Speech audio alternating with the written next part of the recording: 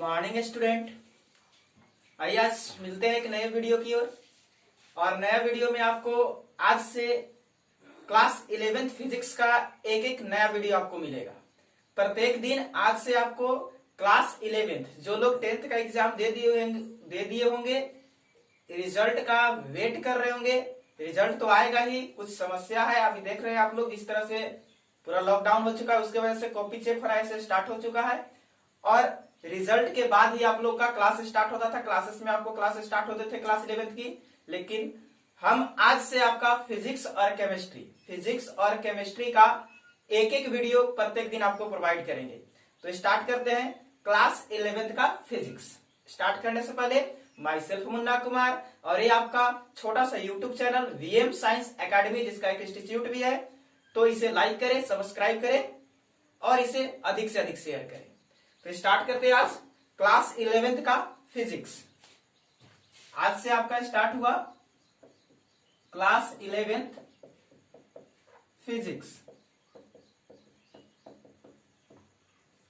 और जो भी स्टूडेंट क्लास 12th में होंगे, तो क्लास 12th वालों के लिए, जो भी स्टूडेंट क्लास 12th में अभी हैं, जिनका क्लास नहीं चल रहा है, मतलब क्लासरूम में क्लास अभी बंद हो चुका है, तो वैसे कैंडिडेट वीएम साइंस एकेडमी इस चैनल पर आकर के मॉर्निंग में सुबह 7 से 8 उनका लाइव क्लास चलता है।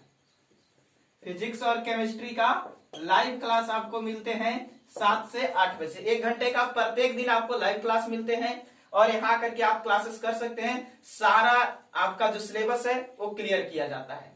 क्लास 12th वाले स्टूडेंट के लिए ये लाइव क्लासेस चलते हैं सुबह 7 से 8 बजे।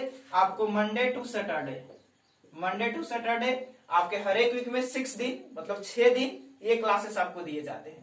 तो आप ये क्लास को कर लेंगे तो कोई भी समस्या आपको फिजिक्स केमिस्ट्री में नहीं होने वाली है।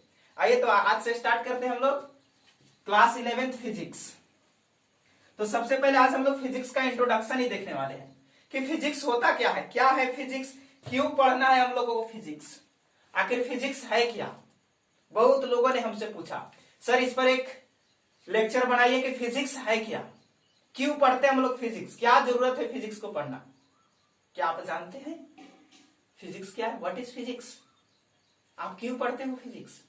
क्या आपको पता है? क्या सर पहला दिन ही आए और क्वेश्चन पूछना स्टार्ट कर दिए। आइए मैं बताता हूं क्या है फिजिक्स। तो सबसे पहले हम लोग जानेंगे फिजिक्स क्या है। सबसे पहला क्वेश्चन आता है व्हाट इज फिजिक्स। सबसे पहला क्वेश्चन आता है व्हाट इज फिजिक्स। फिजिक्स है क्या?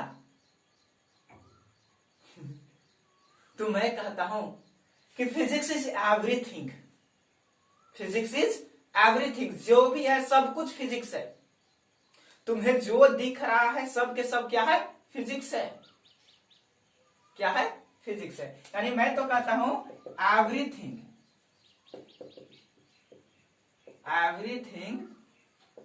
Is physics. सब कुछ फिजिक्स है,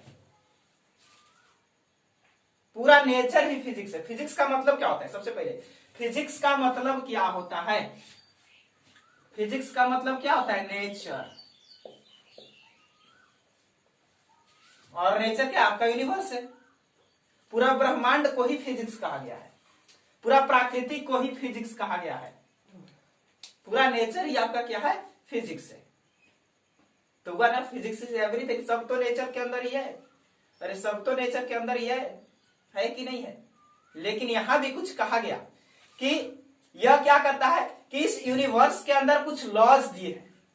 यूनिवर्स के अंदर इसने कुछ लॉज दिए हैं, कुछ नियम दिए हैं, और उसी नियम को हमें क्या करना पड़ता है? इसमें पढ़ना पड़ता है। मतलब पूरे प्राकृतिक को समझने के लिए कुछ नियम्स बनाए गए हैं और उसी नियम्स को हमें क्या करना है? पढ़ना है। और वो नियम में हमेशा फेरबदल होते रहता है। हमेशा उसमें क्या होता है? फेरबदल होते रहता है। तो पूरे यूनिवर्स को समझना नामुमकिन है, लेकिन अपनी आवश्यकता अनुसार हम लोग यूनिवर्स की चीजों को क्या करते हैं? समझते हैं। पूरी फिजिक्स को पढ़ पाना मुश्किल ही नहीं, नामुमकिन है। सब कोई नहीं कर सकता कि पूरे फिजिक्स को पढ़ ले। कि पूरे ब्रह्मांड के बारे में कोई जान ले, हो नहीं सकता है। पूरे ब्रह्मांड का जो रहस्य है वो इन्फिनिटी है, अंत हो ही नहीं सकता है। जैसे आप लोग चेस खेलते होंगे, चेस खेलते होंगे, याद होगा आप लोग, यदि चेस खेले होंगे तो चेस में 8x8 का घर होता है। समझ लीजिए 8x8 का घर है, अरे 4x4 का बन गया, मान लीजिए 8x8 का घर है। तुम लोग मान लो कि क्या है, 8x8 का घर है। यहाँ पे आपका क्या होता है, कुछ प्यादे होते हैं, इन्हें घोड़ा होता है, राजा होता है, मंत्री होता है, हाथी होता है। इधर भी घोड़ा, राजा, मंत्री, हाथी होते हैं। होते हैं कि नहीं होते हैं? जो प्यादा होता है 1 बार आगे चलता है, जो ऊंट होता है वो क्या होता है, 3 बार आगे चलता है कि नहीं? वही एक राजा या कोई मंत्री होता है जो डायरेक्ट चलता है, सामने सामने कोई रहेगा तो उसको मार देगा। वही एक घोड़ा है तो 1, 2 और 2.5 चलता है। एक घोड़ा है तो एक घोड़ा है तो 1, 2 और 2.5 चलता है कि नहीं? तो ये सब क्या है, एक चेस का रूल्स बना। क्या? तो पहला रूल्स, मान लीजिए आप यहाँ हैं, ये सपोज किए कि आप हैं, ये आप हैं, मान लेते हैं, ठीक। अब आप यहां देखिए कि एक प्यादा जो पॉइंट्स है वो 1 कदम आगे चलता है, मतलब 1 घर आगे चलता है। तो आपने एक नियम बना दिया, एक नियम बना दिया कि जो प्यादा है वो 1 बार क्या चलेगा, आगे चलेगा। ऊंट देखे, ऊंट कितना चल रहा है, तो ऊंट 3 बार आगे चल रहा है। घोड़ा देखे तो घोड़ा कितना चल रहा है, तो 1, 2 उसके बाद आधा चल रहा है, मैंने 2.5 बार चल रहा है। इस तरह से आपने नियम बनाए। तो ये पूरा यूनिवर्स है, ये पूरा क्या हुआ, ब्रह्मांड, इसके अंदर छोटा छोटा नियम है। अब आगे देखे तो क्या हो रहा है कि यहाँ एक प्यादा था, यहाँ एक प्यादा था, ये सीधे तिरछा से इसको मार देता है। फिर कंफ्यूजन, अरे प्यादा तो सीधे 1 चल रहा था, अब प्यादा क्या कर रहा है, तिरछे होके काट दे रहा है। तो प्यादा के नियम में फिर से चेंज आ गया। अभी क्या हो रहा है, यहां से एक नियम बना कि 1 बार आगे चलेगा लेकिन तिरछे किसी को काटेगा, तिरछे क्या करेगा, काटेगा। तो पहले से नियम था कि प्यादा सीधे 1 आगे चलेगा, लेकिन तिरछे कोई मिलेगा तो काट देगा। तो देखिए उस नियम में क्या हो गया, चेंज आ गया। तो इसी तरह से ब्रह्मांड के सभी नियमों में चेंज आते रहते हैं। पूरा फिजिक्स कभी कांस्टेंट हो ही नहीं सकता है। ब्रह्मांड का जो आपका रूल्स है वो कभी कांस्टेंट नहीं हो सकता है, हमेशा बदलते रहता है। तो कैसे कर सकते हैं कि हम पूरे ब्रह्मांड को पढ़ लेंगे? अच्छा आप बताइए, एक गधा है, एक गधा है, और यदि इस गधा को ABCD सिखाया जाए पूरा जेड तक, क्या कभी भी ये गधा सीखेगा? नहीं सीख सकता है। कभी भी ये गधा ABCD नहीं सीख सकता है। इसके पास जितना मतलब इसको आवश्यकता है वही चीज ढेचू ढेचू करेगा बस। उसी तरह से पूरे ब्रह्मांड के नॉलेज के सामने हम लोग गधे हैं। पूरे यूनिवर्स, पूरे प्राकृतिक के सामने, उसके नॉलेज के सामने हम लोगों का नॉलेज एक गधा जितना है। क्या सर हम लोग को गधा बना दीजिए? सॉरी, गधा कहने का मतलब मेरा हुआ कि जो पूरे ब्रह्मांड का नॉलेज है उसको समझ पाना हम लोगों की बस की बात नहीं है। लेकिन हाँ, हम लोग अपनी आवश्यकता अनुसार ब्रह्मांड के कुछ नियमों को पढ़ते हैं जिससे कि हम लोग अच्छी तरह से, सही तरह से इस नेचर के अंदर रह सके। तो उसी का अध्ययन कराता है हमें कौन? फिजिक्स।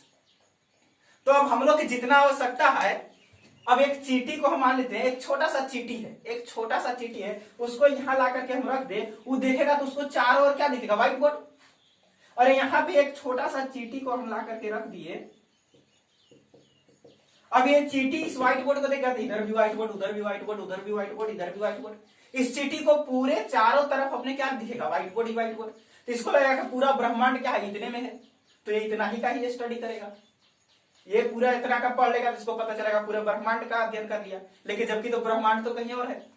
तो हम लोग जितने ब्रह्मांड की सोच सकते हैं कि हाँ इतना दूर में ब्रह्मांड है, इतना सारा चीज है, इतना यूनिवर्स है, उतना का स्टडी करेंगे।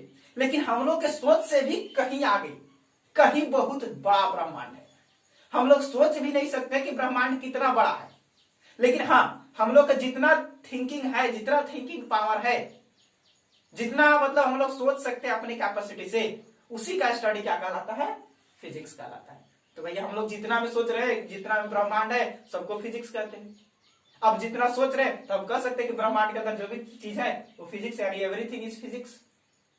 हो गया कि नहीं? हमारे नॉलेज के अनुसार, आपके नॉलेज के अनुसार, क्योंकि हम जितना चीज को देख रहे हैं सब यूनिवर्स के अंदर है। तो सीधी सीधी बात है। कि फिजिक्स क्या हुआ, तो आप लोग खुद समझ गए फिजिक्स क्या है। तो पूरे ब्रह्मांड का स्टडी करवाने वाला ही क्या है, फिजिक्स है। पूरे ब्रह्मांड का स्टडी कराने वाला ही क्या है, फिजिक्स है। यदि आप पूरे ब्रह्मांड का स्टडी कर सकते हैं तो क्या है, फिजिक्स का स्टडी आप कर रहे हैं। यानी कि आप कह सकते हैं कि फिजिक्स क्या है, कि physics is a nature. Physics क्या है, एक प्राकृतिक है, प्रकृति का ही एक रूप है। आप डेफिनेशन दे सकते हैं कि इट इज अ, या आप कहिए ना सीधे, physics is a type of, या physics is a nature which explain the laws of universe. Physics क्या है, प्राकृतिक है। फिजिक्स क्या है, एक प्राकृतिक है, पूरा नेचर है जो एक्सप्लेन करता है। क्या एक्सप्लेन करता है, जो एक्सप्लेन करता है लॉज ऑफ यूनिवर्स, पूरे ब्रह्मांड के नियम को एक्सप्लेन करता है फिजिक्स। क्लियर हुआ, फिजिक्स क्या करता है, एक्सप्लेन करता है पूरे लॉज को। और भी कर सकते हैं, और इसका डिफिनेशन आप बना सकते हैं, ब्रह्मांड में कोई भी घटना हो रहा है, ब्रह्मांड में कोई भी इवेंट हो रहा है, या कोई भी थिंग्स इधर से उधर जा रहा है, तो क्यों जा रहा है, कैसे जा रहा है, ये भी बताता है आपका फिजिक्स। ये भी बताता है आपका फिजिक्स। जैसे कि ये मार्कर गिर गया, मार्कर गिर गया, मार्कर क्यों गिरा, ग्रेविटी के कारण। किसने बताया, फिजिक्स ने बताया। कैसे गिरा, तो लॉज ऑफ मोशन लगाएंगे, गति के नियम के अनुसार गिरा, निकाल देंगे कितना वेलोसिटी से गिरा, अरे कितना वेलोसिटी से गिरा, क्या उसमें एक्सेलरेशन हो रहा था, कितना उसका mgh हुआ नीचे से, मतलब ग्रेविटी फोर्स कितना उस पर लगा, तो सब लॉज ऑफ मोशन से मिल जाएंगे। तो क्यों गिरा, कैसे गिरा, ये सब मिल जाएगा। साथ में भविष्य के लिए भी इसका एक प्रिडिक्शन है, भविष्य के लिए भी आप फ्यूचर में भी प्रिडिक्ट कर सकते हैं कोई लॉज को। जैसे आप कहा जाएगा कि 500 मीटर ऊपर से मार्कर को गिराया गया, तो आप 500 मीटर ऊपर चल के मार्कर को गिराएंगे नहीं, लॉज ऑफ मोशन लाएंगे, और यहीं से बैठे हुए हम उसको फाइंड कर लेंगे, क्यों गिरा, कैसे गिरा, किस वेलोसिटी से गिरा। हमको 500 ऊपर माला पर चढ़ने की कोई आवश्यकता नहीं है कि नहीं। तो और भी कह सकते हैं कि it tell us why and how anything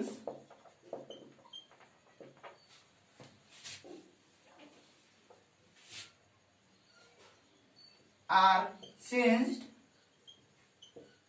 और प्लेस स्टेट, कुछ भी change our condition as they do. जैसा आप चाहते हैं, जैसा आप करते हैं, उस तरह से कोई भी थिंग्स है अपना कंडीशन चेंज कर लेता है। आखिर क्यों करता है और कैसे करता है। हमने चाहा कि इस बॉटल को यहां से उठा करके यहां रख देना है। ये एक बॉटल है, आपको दिखाई दे रहा है, हमने चाहा कि यहां से इसको यहां कर देना है। तो हमने जैसा चाहा बॉटल ने वैसा अपना कंडीशन चेंज कर लिया, यहां से यहां आया। क्यों आया, सर हमारे फोर्सेस के कारण आया, हमारे फोर्सेस के कारण। कैसे आया, तो गति का मोशन लगा देंगे, मोशन का नियम, लॉज ऑफ मोशन, गति का नियम। तो सर सारा चीज किसने दिया है, फिजिक्स ने। ये सब चीज कहां से मिलेगा, फिजिक्स से मिलेगा। क्लियर हो रहा है। तो फिजिक्स क्या है, पूरा नेचर है, नेचर को ही फिजिक्स कहते हैं बाप, नॉर्मल सी बात है। नेचर के अंदर जितने भी लॉज हैं, उस लॉज को एक्सप्लेन करने वाला कौन है, फिजिक्स है। तो आप कह सकते हैं कि फिजिक्स, आप देखेंगे फर्स्ट ईयर जो आपका चैप्टर है फिजिकल वर्ल्ड, फिजिक्स के अंदर आपका सबसे पहला लेसन है फिजिकल वर्ल्ड, उसी का चर्चा हो रहा है। व्हाट इज फिजिक्स, उसमें क्वेश्चन पूछा है फिजिक्स क्या है, तो आप कह सकते हैं physics is the nature which explain the laws of universe. क्योंकि फिजिक्स को डिफाइन करना मुश्किल है। आप फिजिक्स क्या है, तो गति को पढ़ना फिजिक्स है, गुरुत्वाकर्षण को पढ़ना फिजिक्स है कोई भी चीज को पढ़ना फिजिक्स है। सर कितना सारा चीज बोलते रहेंगे, तो सीधा सीधा जितने भी लॉज है यूनिवर्स में, वो सब का एक्सप्लेन किया किसने, फिजिक्स ने।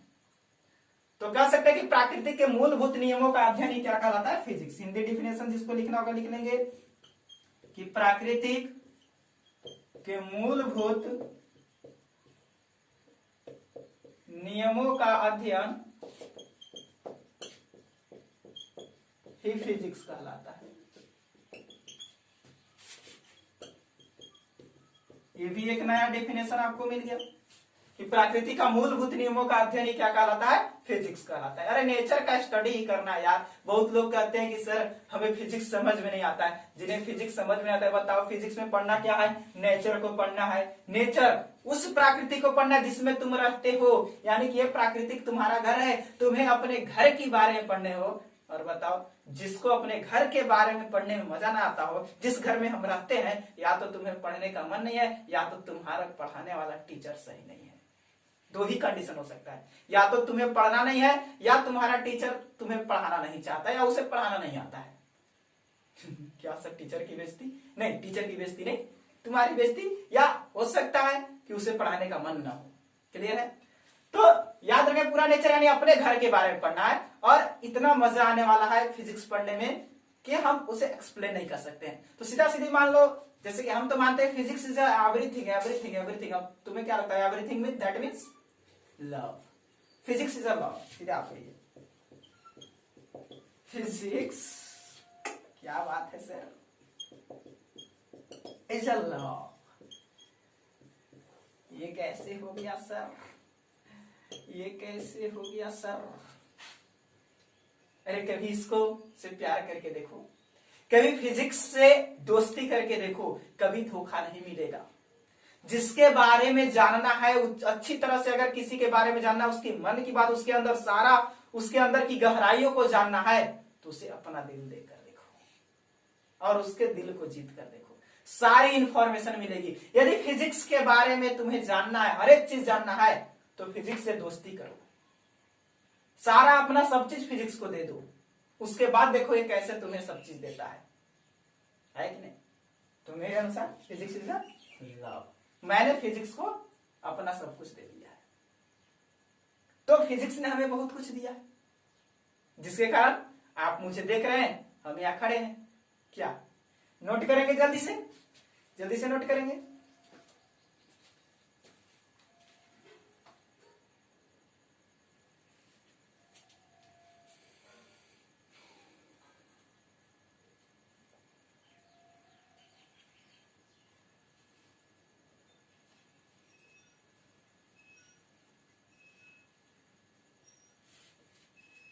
चलिए, नोट हो गया होगा, नोट हो गया होगा। तो इतना तक यहां देख लीजिए कि फिजिक्स का है, यूनिवर्स के ऑल लॉ को बताता है, और ये भी बताता है कि हम जैसा चाहते हैं, कोई भी थिंग्स वैसा व्यवहार करता है, वैसा अपना कंडीशन को चेंज कर लेता है। ये क्यों करता है, कैसे करता है, व्हाई एंड हाउ, है कि नहीं? और इसके द्वारा इसका फ्यूचर को भी प्रिडिक्ट कर लेते हैं। ये है फिजिक्स। जैसे falls of apple, falls of apple, सेब का गिरना। तो सबसे पहले सेब क्यों गिरा,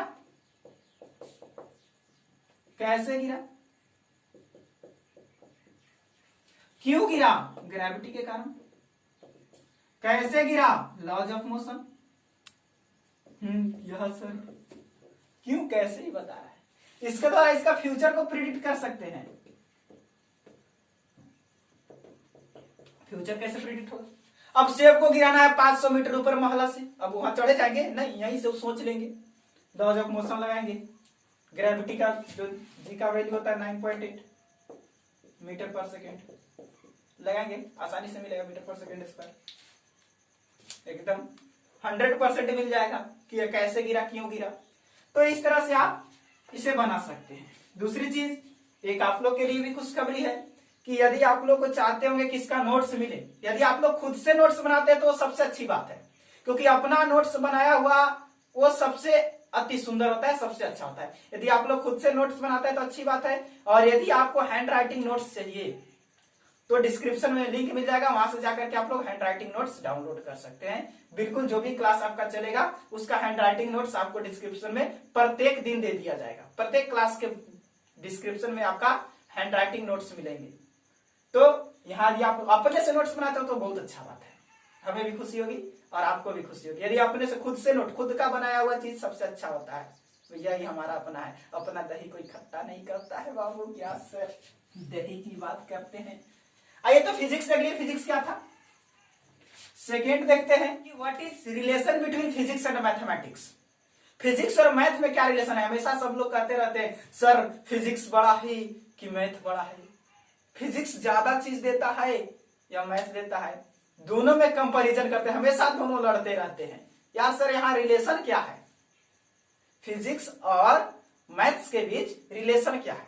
तो सेकेंड नंबर हमारा क्वेश्चन आता है यहाँ, what is relation between physics and maths.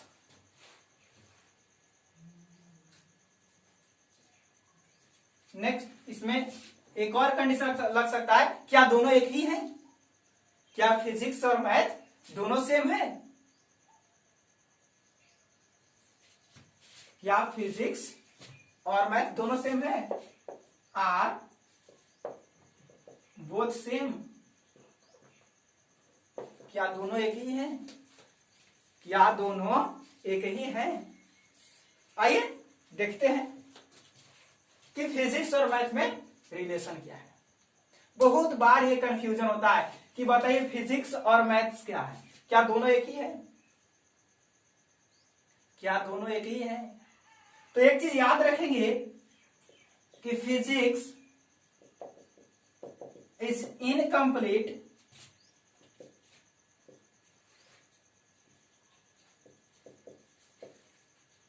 Without mathematics. जितने भी आपको फिजिक्स हैं उन्हें में जो फिजिक्स है वो मैथमेटिक्स के बिना इनकम्प्लीट है, कंप्लीट नहीं हो सकता है। क्योंकि फिजिक्स के अंदर इंटीग्रेशन, डिफरेंशिएशन, इंटीग्रेटेड लॉ, बहुत सारे चीज आने वाले हैं, कैलकुलेशंस वगैरह, और सब चीज मैथ से आता है। तो बिना मैथ्स का फिजिक्स क्या है, एकदम अधूरा है, इनकम्प्लीट है। Physics is incomplete without mathematics. बिना मैथ्स का फिजिक्स कंप्लीट नहीं हो सकता है। यानी इसलिए मैथ्स क्या कहता है कि हमारे बिना तुम हो नहीं सकते, फाइटिंग चलते रहता है। लेकिन एक और कंडीशन है सेकेंड, कि यदि फिजिक्स ना रहेगा तो जितना मैथमेटिशियंस है सब जॉबलेस हो जाएंगे, सब जॉबलेस हो जाएंगे। अरे फिजिक्स नहीं रहेगा तो मैथमेटिशियंस अपना रूल्स किस पर लगाएंगे। अरे इंटीग्रेटेड लॉ आता है किसके लिए, फिजिक्स के लिए। मैथ्स कंप्लीट किसको करता है, फिजिक्स को। फिजिक्स से ना रहेगा तो ये रह के क्या करेगा, स्टूडेंट नहीं रहेगा तो टीचर पढ़ा के क्या करेगा। आपका नॉलेज इनकम्प्लीट है किसके बिना, हमारे बिना। और हम जॉबलेस हो जाएंगे किसके बिना, आपके बिना। That means you are mathematics and I am physics. इसका मतलब यही हुआ हम फिजिक्स हैं, आप मैथमेटिक्स हैं। क्योंकि आपके सीधी सीधी बात है, हम आपके बिना अधूरे हैं, आप हमारे बिना अधूरे हैं। फिजिक्स इनकम्प्लीट है मैथमेटिक्स के बिना। मैथ नहीं रहेगा तो फिजिक्स का कोई भी लॉज नहीं बनेगा, और फिजिक्स नहीं रहेगा तो मैथमेटिशियंस लॉ बनाएंगे किस पर। तो सीधी सीधी बात है कि ऑल मैथमेटिशियंस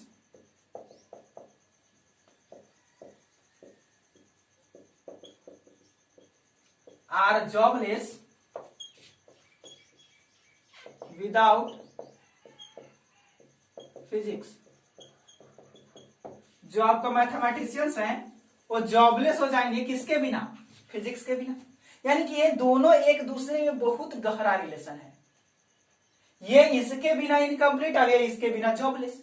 मतलब ये इसके बिना रह नहीं सकता, ये इसके बिना रह नहीं सकता है। यानी कि आप डायरेक्ट कर सकते हैं कि इन लोगों के बीच का जो रिलेशन है वो आपको पता होगा कैसा रिलेशन है, एकदम हस्बैंड और वाइफ का रिलेशन। दोनों में झगड़ा झंझट भी होते रहता है और प्यार भी बहुत ज्यादा है। दोनों में हमेशा झगड़ा झंझट भी होता है, हम बड़ा तो हम बड़ा, तुम्हारे बिना हम नहीं रह सकते, हमारे बिना तुम नहीं रह सकते हो।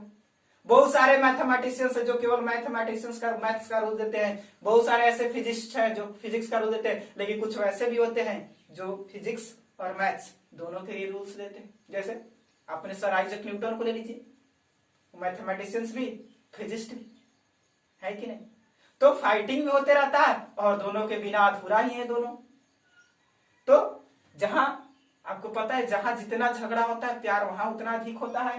तो फिजिक्स और मैथ्स का यदि कोई रिलेशन पूछे तो सीधा सीधा कहेंगे हस्बैंड और वाइफ का रिलेशन से। एक यहाँ पे बहुत अच्छा बात कहा गया है, एक बहुत ही अच्छा कोट्स है यहाँ पे, एक बहुत ही अच्छा इंपॉर्टेंट मतलब कोट्स है। ये कोट्स है कि physics is the king of science,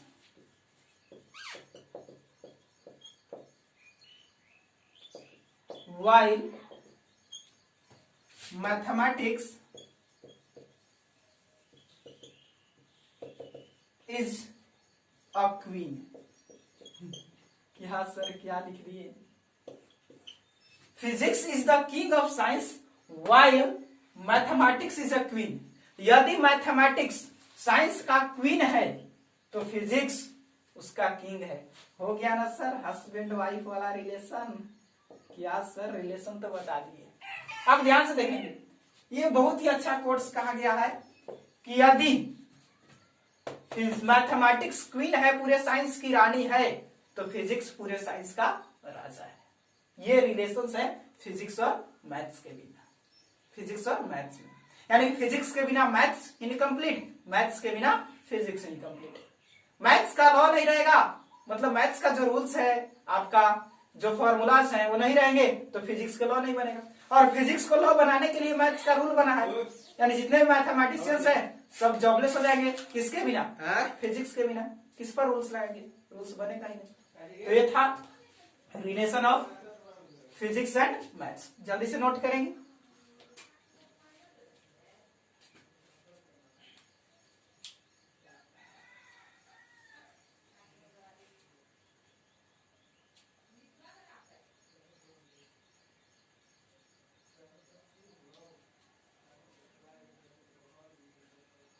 आइए आगे देखते हैं, लिख लिए होंगे आप लोग।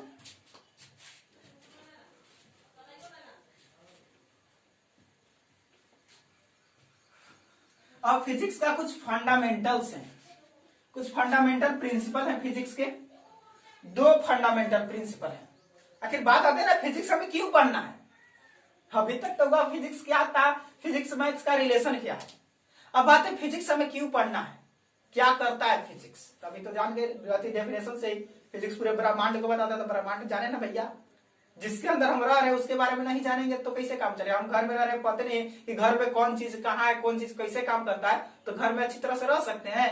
नहीं रह सकते हैं। उसी तरह से जिस ब्रह्मांड में रह रहे हैं इसके अंदर सारे चीज का नॉलेज नहीं रहेगा तो अच्छी तरह से हम नहीं रह सकते हैं। अब दो फंडामेंटल प्रिंसिपल है फिजिक्स का। There are two fundamental principal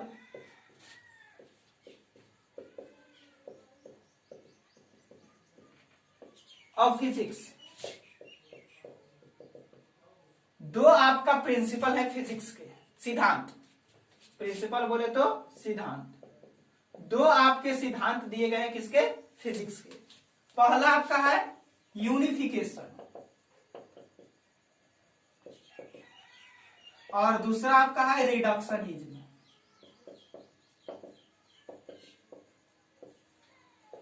दो आपके प्रिंसिपल्स हैं, एक आपका यूनिफिकेशन और दूसरा क्या है? रिडक्शनिज्म। तो बारी बारी से दोनों प्रिंसिपल को देखते हैं। सबसे पहले जानते हैं यूनिफिकेशन क्या होता है। तो चलिए हेडिंग बनाएंगे यूनिफिकेशन।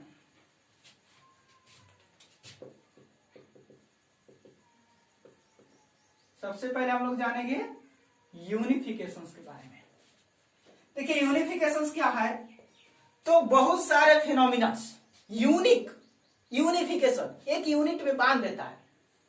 बहुत सारे फिजिक्स के अंदर देख रहे पूरे ब्रह्मांड का लॉज है और पूरे ब्रह्मांड का लॉज है फिजिक्स के अंदर। तो आप सोचिए, आप खुद से फील कीजिए कि बहुत सारे फिनोमिना बने होंगे। कितने फिनोमिनास होंगे, कितने सारे थिंग्स का स्टडी करना होगा। सबके बारे में वन बाय वन करके स्टडी किया जाए, क्या संभव है? बिल्कुल संभव नहीं है, बिल्कुल संभव नहीं है। तो ये यूनिफिकेशन क्या करता है कि बहुत सारे फिनोमिना को कुछ लॉज के अंदर बांध देता है, यूनिट बना देता है कि एक लॉज को पढ़े और बहुत सारा फिनोमिना क्या हो गया?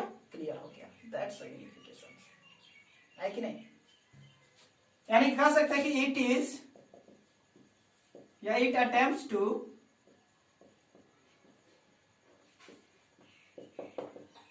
मैनी फिनोमिना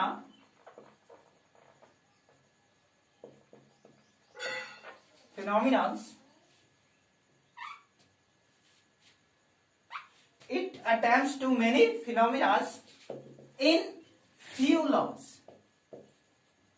कुछ लॉज में क्या करता है, बहुत सारे फिनोमिना को क्या करता है, बांध देता है। बहुत सारे फिनोमिना को क्या करता है, ये अटेम्प्ट कर लेता है। आप कह सकते हैं कि यह बहुत सारे फिनोमिनास को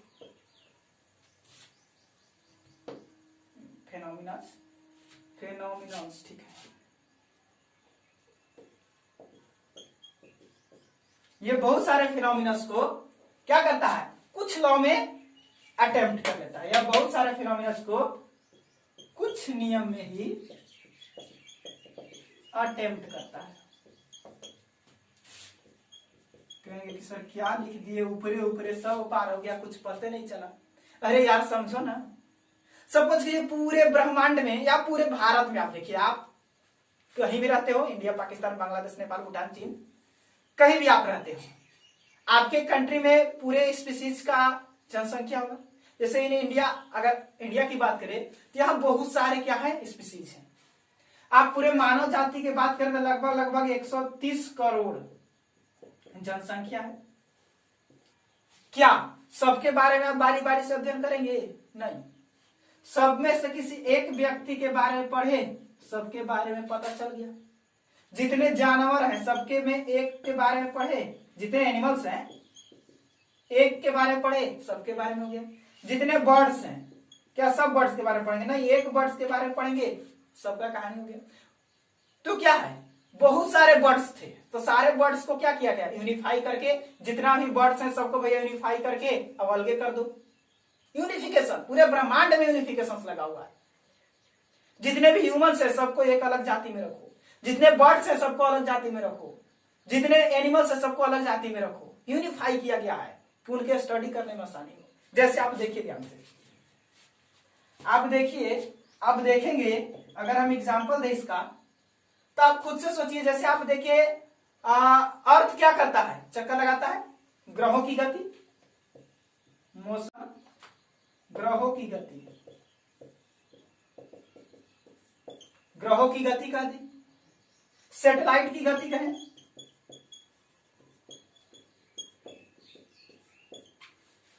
मार्कर को नीचे गिरना, फॉल्स ऑफ एनीथिंग, किसी भी चीज को नीचे गिरना, ये सब किसका रूल्स है? तो लॉ ऑफ ग्रेविटेशन। सब किसके रूल्स को फॉलो करते हैं? लॉ ऑफ ग्रेविटेशन को। तो एक लॉ ग्रेविटेशन का कितने फिनोमिना को बांधा? 1 2 3, 3 फिनोमिना को अटेम्प्ट किया किसने? Laws of gravitation. तो एक लॉ 3 फिनोमिना को बांध दिया। सर ये है यूनिफिकेशन, यही है आपका यूनिफिकेशन। क्लियर हो रहा है? क्लियर हो रहा है? जल्दी से नोट करेंगे, और दिखा रहे हैं आपको एग्जाम्पल्स, और दिखा रहे हैं, ऊपर से मिटा रहे हैं।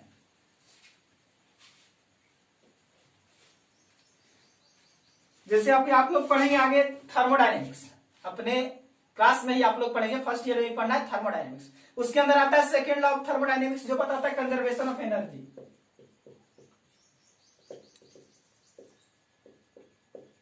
कंजर्वेशन ऑफ एनर्जी, ये से बनता है आपका सेकेंड लॉ ऑफ थर्मोडी।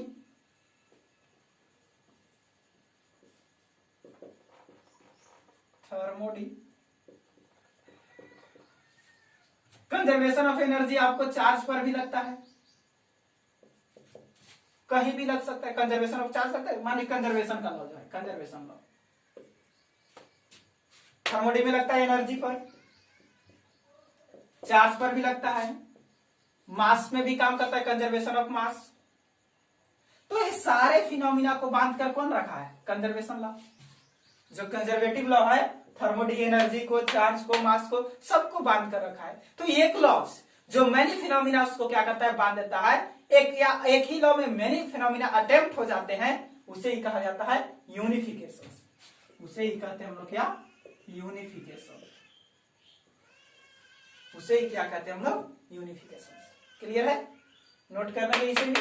तो इतना याद रखेंगे कि फिजिक्स के अंदर यूनिफिकेशन एक ऐसा प्रिंसिपल है जो बहुत सारे फिनोमिनास को कुछ लॉ में अटेम्प्ट कर देता है, या एक लॉज के अंदर बहुत सारा फिनोमिनास क्या होते हैं, बंधे होते हैं। ये है आपका यूनिफिकेशन। जल्दी से नोट करें। अब बात करते हैं रिडक्शनिज्म का। सेकेंड आपका था reductionism.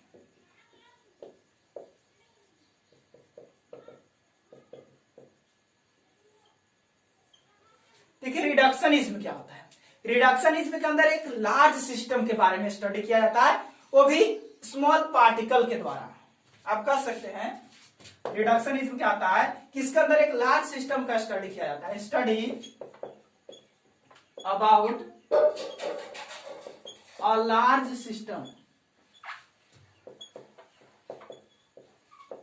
Bye it's small particle.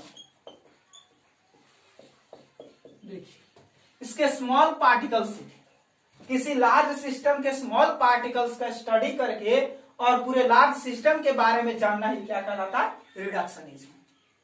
Sir ये क्या होता है, तो ध्यान से देखो। अगर हम एग्जांपल दें, जैसे हम मैग्नेट के बारे में पढ़े, आर्मेचर कॉइल के बारे में पढ़े,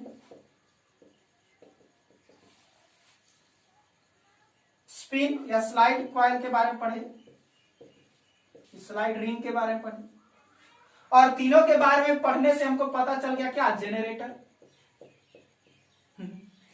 ये तीनों पढ़ने से हमें क्या पता चला, जनरेटर। हम लोग इसको पढ़ करके जनरेटर बना दिए। अब यदि हम खाली जनरेटर को पढ़ते तो ठीक है, मैग्नेट आर्मेचर वाला सॉलिड रिंग के बारे में, स्लाइड रिंग के बारे में पता चलता। लेकिन यदि हम मैग्नेट को पढ़िए तो मैग्नेट से रिलेटेड और कोई अगर लार्ज सिस्टम होगा उसके बारे में भी हम स्टडी कर लिए। अगर आर्मेचर कॉइल जनरेटर के अलावा कहीं और होगा तो वहां भी हम उसके बारे में भी जान गए। अगर स्लाइड रिंग जनरेटर के अलावा कहीं और होगा तो उसके बारे में भी हम पढ़ लिए। तो एक लार्ज सिस्टम, ये जनरेटर क्या, एक लार्ज सिस्टम है।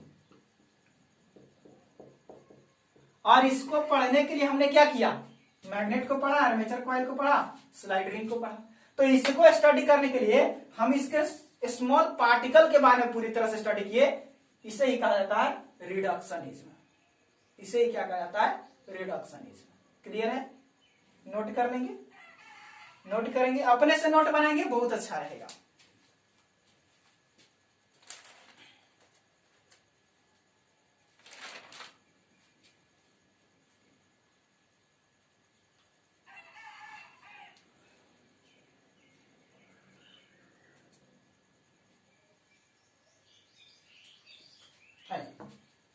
तो ये था आपका रिडक्शन, क्लियर हुआ।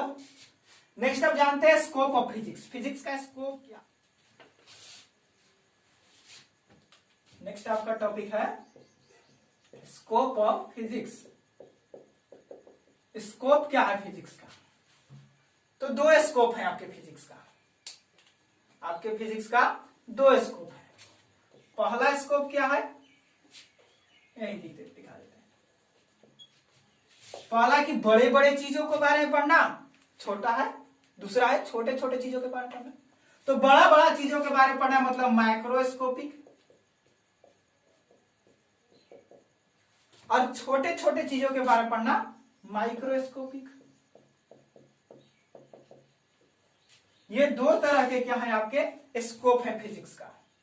माइक्रोस्कोपिक मतलब बड़ा बड़ा थिंग्स को आपको पढ़ना है, माइक्रोस्कोपिक छोटा थिंग्स के बारे में पढ़ना है। इसके अंदर क्या क्या पढ़ना है, तो देखिए इसके अंदर जो आपको पढ़ने हैं, सबसे पहले इसके अंदर मैकेनिक्स को पढ़ना है। मैकेनिक्स, यांत्रिकी, आपको यांत्रिकी के बारे में पढ़ना है। नेक्स्ट हम कुछ ऊपर सिलेबस आपको दिखा दे रहे हैं। स्कोप का मतलब फिजिक्स का सिलेबस, फिजिक्स के अंदर होता क्या क्या है। तो मैकेनिक्स है, फिजिक्स के अंदर आपको थर्मोडायनेमिक्स है,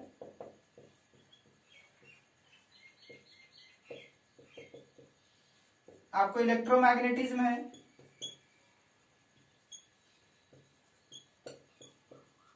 आपको ऑप्टिक्स है।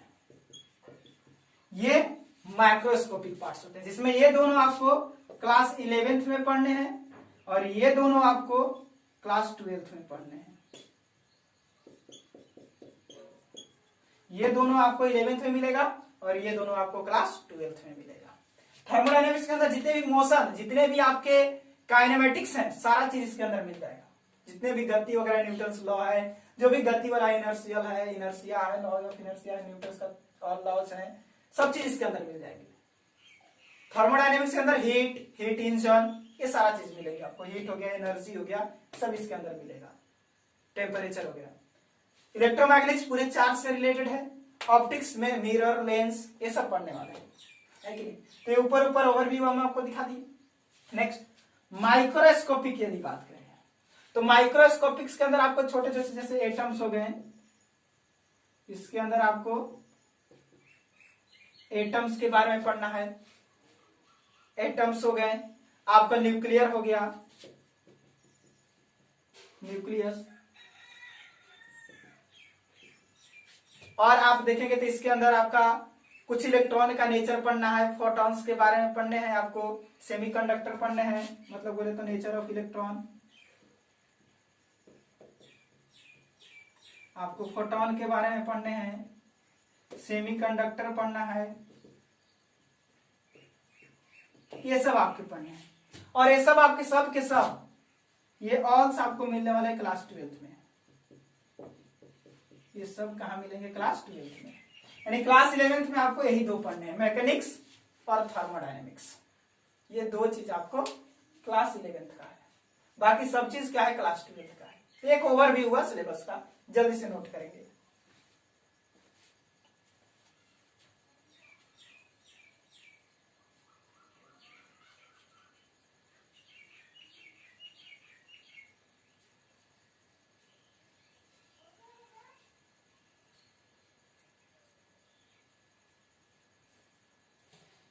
चलिए, तो हो गया होगा। नेक्स्ट अब बात है, ये तो मान लीजिए आपका स्कोप हो गया, माइक्रोस्कोप हो गया, माइक्रोस्कोप हो गया। उसके बाद क्या है कि कुछ एक्सपेरिमेंट करने के लिए या कुछ आपका एक्साइटमेंट भी होता है फिजिक्स के अंदर। नहीं लगता है कि आप फिजिक्स से क्या बन रहा है, मोबाइल बन जा रहा है, लैपटॉप बन रहा है, तो कुछ एक्साइटमेंट होते हैं फिजिक्स को पढ़ने से, और यही पढ़ने में सारे स्टूडेंट को मजा आता है। तो कुछ एक्साइटमेंट है। क्या एक्साइटमेंट है? Excitement of physics. एक्साइटमेंट क्या होते हैं? जैसे डेली लाइफ फिनोमिना, हम प्रत्येक दिन में फिजिक्स का कैसे ही उपयोग करते हैं, डेली लाइफ फिनोमिना। और बात करें तो हम फिजिक्स को पढ़ लिए, डेली लाइफ में फिजिक्स कैसे यूज हो रहा है देखिए, पूरे ब्रह्मांड के बारे में जानने लगे, अब कुछ एक्सपेरिमेंट करने लगे। एक्सपेरिमेंट, तो एक्सपेरिमेंट से आपको एक्साइटमेंट मिलने वाला है। एक्सपेरिमेंट करने लगे तो कुछ एप्लीकेशंस बनाने लगे, मेक एप्लीकेशंस, कुछ एप्लीकेशंस बनने लगे। अब एप्लीकेशंस वगैरह सब बनने लगे तो इसका फ्यूचर प्रिडिक्ट करने लगे, हाँ फ्यूचर में हम ऐसा ऐसा काम कर सकते हैं, तो future prediction, predict future, predict future. अब भविष्य के बारे में बताने लगे कि ऐसा ऐसा होने वाला है कि नहीं। तो ये क्या है? आपका एक्साइटमेंट है सर, नोट करेंगे जल्दी से। तो ये तीन तरह का आपका स्कोप दिए, एक माइक्रोस्कोपिक जिसमें बड़ा बड़ा चीज के बारे में पढ़ना था, माइक्रोस्कोपिक जिसमें छोटे छोटे चीजों के बारे में पढ़ना था, एक्साइटमेंट जिसमें वैसे चीज के पढ़ना था जिससे इंटरटेनमेंट हो सके, पूरा मन लगे, पूरा एक्साइटमेंट के बारे में, अरे अब क्या होने वाला है, जैसे हॉरर मूवी चले, अचानक कोई भूत चले, अब क्या होगा, तो उस तरह का कंडीशन आने वाला है। आइए नेक्स्ट बात करते हैं कि फिजिक्स और टेक्नोलॉजी क्या होता है। फिजिक्स और टेक्नोलॉजी में क्या रिलेशन है कि जैसे जितना भी एप्लीकेशंस बन रहे हैं, जो भी एक्सपेरिमेंट्स हो रहे हैं, तो इससे क्या होता है? एक टेक्नोलॉजी बनता है। एक टेक्नोलॉजी बनता है ना, जितने भी कंप्यूटर, लैपटॉप्स, मोबाइल्स, टीवी जो भी बने हुए हैं, क्या टेक्नोलॉजी है? सब फिजिक्स से बने हुए हैं। तो बात करते हैं physics and technology. Physics and technology,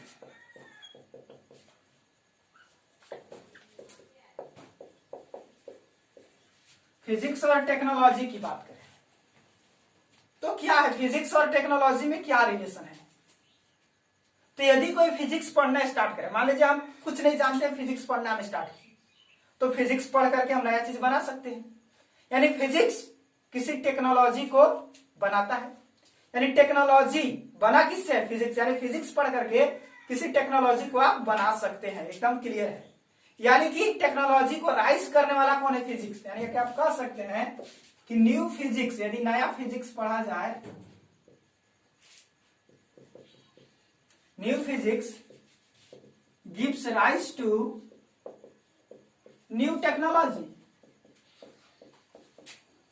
यानी कि जो नया फिजिक्स है आपका एक नया टेक्नोलॉजी को क्या करता है, राइज करता है। एक नया टेक्नोलॉजी बनाने के लिए आपको नया तरह का फिजिक्स पढ़ना होगा।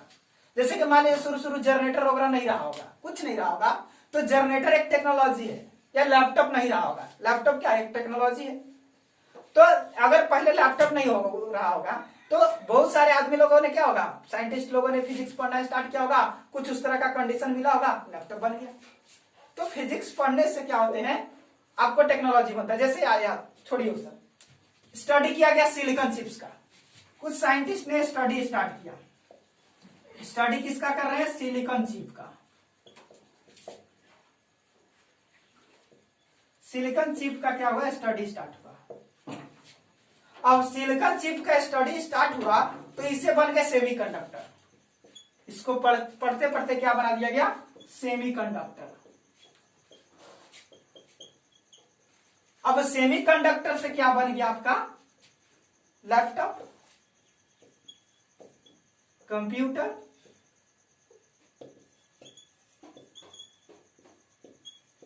आपके मोबाइल, आपके टीवी, ये देखिए। तो ये सिलिकॉन चिप्स के बारे में पढ़ना स्टार्ट हुआ, ये न्यू फिजिक्स हुआ। ये क्या हुआ आपका, न्यू फिजिक्स। नया फिजिक्स के बारे में पढ़ना स्टार्ट किए और नया टेक्नोलॉजी को क्या किया, जन्म दिया। तो नया फिजिक्स नया टेक्नोलॉजी को क्या करता है, जन्म देता है। यह फिजिक्स और टेक्नोलॉजी का रिलेशन। लेकिन इतना ही नहीं, टेक्नोलॉजी से भी फिजिक्स बनता है, टेक्नोलॉजी से भी नया फिजिक्स बनता है। कैसे, तो जल्दी से नोट करेंगे इसे।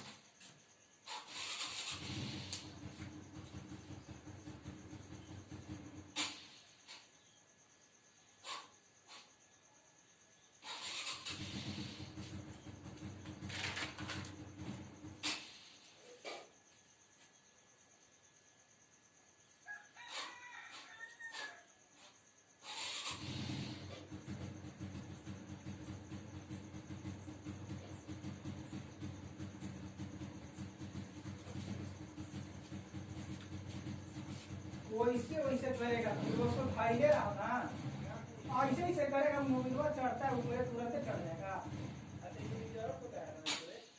नीचे करो तो नीचे ठीक है, ऊपर की जरूरत होता है। कहाँ जा रहा है,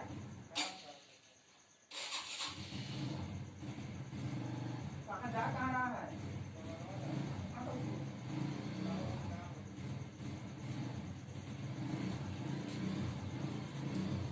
ये था आपका new physics gives rise to new technology. Next second number इसका पॉइंट बात करें तो इसका सेकेंड, अगर इसका रिलेशन देखें तो सेकेंड रिलेशन बताता है कि needs of technology, need technology, need technology to give rise to new physics. लीजिए ये क्या हो गया सर, तो अब टेक्नोलॉजी की हमें आवश्यकता होता है किसके लिए, तो नए फिजिक्स बनाने के लिए। अब नया फिजिक्स बनाने के लिए भी टेक्नोलॉजी चाहिए। यहां देखिए, नया फिजिक्स से नया टेक्नोलॉजी बना, अब टेक्नोलॉजी से ही नया फिजिक्स भी बनता है। वो कैसे, तो याद कीजिए पहले के जमाने में कोयला वाला इंजन होता था, स्टीम इंजन।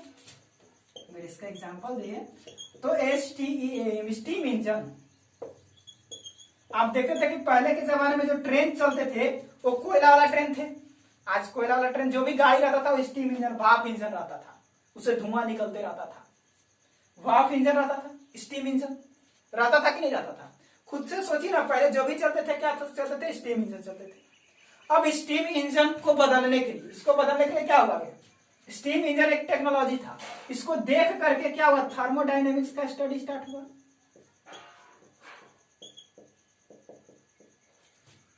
थर्मोडायनेमिक्स के अंदर फिर हीट इंजन को पढ़ा गया,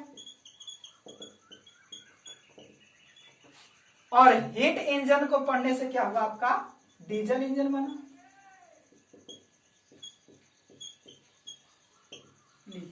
ये नया टेक्नोलॉजी बना, नया फिजिक्स। थर्मोडायनेमिक्स हीट इंजन बना, किसके लिए?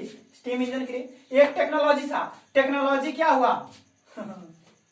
नया फिजिक्स बनाया, किसके लिए? नए टेक्नोलॉजी को निर्माण करने के लिए। तो हमें डीजल इंजन बनाना था, स्टीम इंजन को लेकर चले, और स्टीम इंजन के अंदर थर्मोडायनेमिक्स को पढ़े, हीट इंजन को पढ़े, डीजल इंजन बना। पढ़ेंगे थर्मोडायनेमिक्स के अंदर ये सब चीज। तो टेक्नोलॉजी की आवश्यकता होती है, हमें डीजल इंजन की आवश्यकता था तबे तो ये सब पढ़े, नहीं आवश्यकता था तो कहां से पढ़ते? डीजल इंजन, पेट्रोल इंजन बना ना। आज गाड़ी पेट्रोल से चलता है, डीजल से चलता है। पहले स्टीम, कोयला वगैरह चलते थे। वाफ इंजन, वाफ इंजन याद होगा आपको? आपको नहीं, अपने पापा लोग से पूछिएगा तो बताएंगे। तो ये था आपका फिजिक्स एंड टेक्नोलॉजी, ये था आपका फिजिक्स एंड टेक्नोलॉजी। तो आज के लिए इतना ही, मिलेंगे एक और क्लास में। धन्यवाद। चैनल को लाइक करें, सब्सक्राइब करें।